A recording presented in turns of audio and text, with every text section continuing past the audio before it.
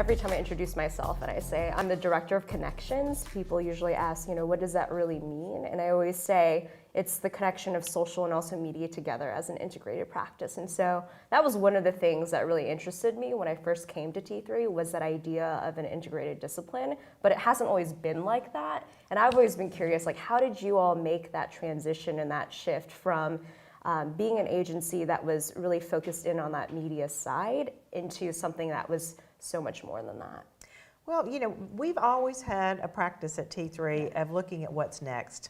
And so when something is new, we want to play with it. We want to get our hands around it and see how we can help our clients discover the new. For social media, it was almost like an evolution of what we were trying to do to connect to the customer.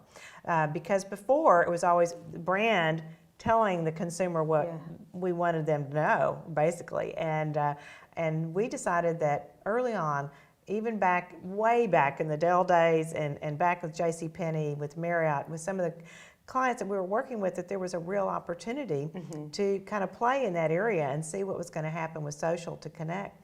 The biggest problem was, though, no one knew how to monetize it.